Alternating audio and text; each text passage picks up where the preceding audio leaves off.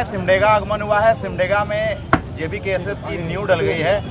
विधानसभा चुनाव नजदीक है, ऐसे में किन मुद्दों को लेकर आप यहां पर चुनाव लड़ेंगे? देखिए, झारखंड राज्य बने हुए 24 साल हो गए। सबसे पहले तो सिमडेगा की धरती को नमन करते हैं कि हमें बहुत अभूतपूर्व एहसास दिलाया कि सिमडेगा के क्षेत्र में भी हमारे लिए कोई समर्थन की कमी नहीं है। जहाँ तक मुद्दों का सवाल है, मुद्दे वही हैं जो झारखंड में बिरसा भगवान के समय थे, जयपाल सिंह मुंडा, विनोद बिहारी महतो और निर्मल दा के समय थे।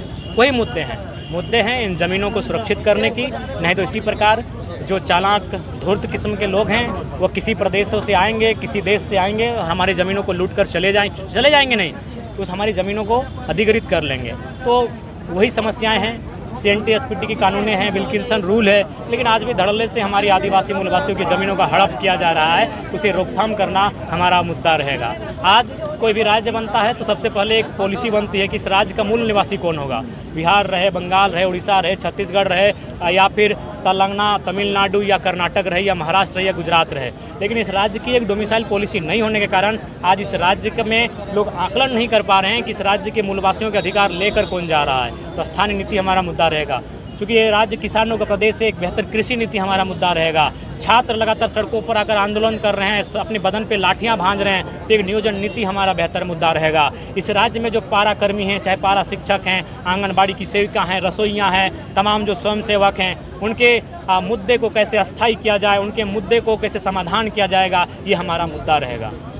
जैसे कि लगातार झारखंड में फिर से कहा जा रहा है कि हेमंत सोरेन ने जो 1000 रुपया मैया सम्मान के रूप में दी है, इसको किस नज़र से आप देखते हैं? देखिए, वो चुनावी स्टंट है। हालांकि अगर सम्मान के तहत आया तो स्वागत होता, लेकिन समय उचित नहीं है। ये खेतीबाड़ी का दिन था और खेतीबाड़ी का दिन जहां उनको 3 घंटा 4 घंटा खेतों में बात करना चाहिए था, वहां आप उन्हें प्रज्ञा केंद्र में और साइबर कैफ़े में उलझा के रख रहे हैं। तो मेरे हिसाब से समय का सिलेक्शन नहीं है, क्योंकि चुनाव नज़दीक है, इसलिए चुनावी एजेंडा है। कुछ तो फाइलें सरकारी दफ्तरों में फेंकी गई पाई गई, तो ये दुर्भाग्यपूर्ण है। प्लानिंग उचित नहीं। एक अंतिम सवाल, सिमडेगा की आवाम और सिमडेगा के युवाओं को क्या संदेश देना चाहेंगे? सिमडेगा की आवाम और युवाओं को यही संदेश देना चाहेंगे कि सिमडेगा भी एक खेतीहर कृषि प्रधान राज्य का एक ज़िला है और यहाँ भी बहुत सारे विकल्प के रास्ते हैं। बशर्ते अगर बेहतर नेतृत्व आए तो विकल्प के रास्ते बनेंगे। यहाँ से जो लोग चुन के जाते हैं वे लोग कहीं ना कहीं अकुत संपत्ति जमा करने के कारण जेलों में भी बंद हो जाते हैं।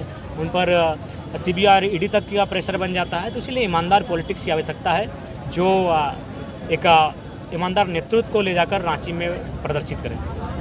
और हमारे ये चंपई सोरेन जी को, जो हेमंत सोरेन ने जेल से आने के बाद में जो उनको मुख्यमंत्री से हटा दिया गया, और चंपई सोरेन जी अपना जो आभार प्रकट कर रहे हैं पार्टी के प्रति, जो पार्टी के बहुत ही वरिष्ठ नेता थे और आज BJP का दामन थामने जा रहे हैं, तो इस पर आप क्या कहना चाहते हैं और इसको आप किस नज़र से देख रहे हैं JMM? देखिए, ये JMM ने उनके साथ उचित नहीं किया, क्योंकि देखिए वृद्ध नेता हैं और 2-3 महीने का कार्यकाल बचा था। तो इस कार्यकाल को मुख्यमंत्री जी को चाहिए था कि उनको सौंप देते, और वे अभी एक घूमते पूरे राज्य में अगले चुनाव की तैयारी करते हैं। लेकिन कहीं ना कहीं ये उचित नहीं था। और चंपई जी अगर BJP में जा रहे हैं तो इस राज्य के लिए और एक संकट होगा, क्योंकि देखिए जहाँ तक BJP का प्रश्न है, वो अभी फिलहाल उद्योगपतियों की ज़्यादा सुनती है। और झारखंड जिस प्रकार कल कारखाने लगे हैं, उन कल कारखानों में जिस प्रकार से ज़मीनों का अधिग्रहण किया जा रहा है लगातार रैयत को अनसुना करके, हमें लगता है कि जो BJP की पॉलिसी है वो रैयत की ना होकर उद्यमियों के पक्ष की है। तो इसलिए वहाँ चंपई सोरेन जी को थोड़ा सोचना चाहिए।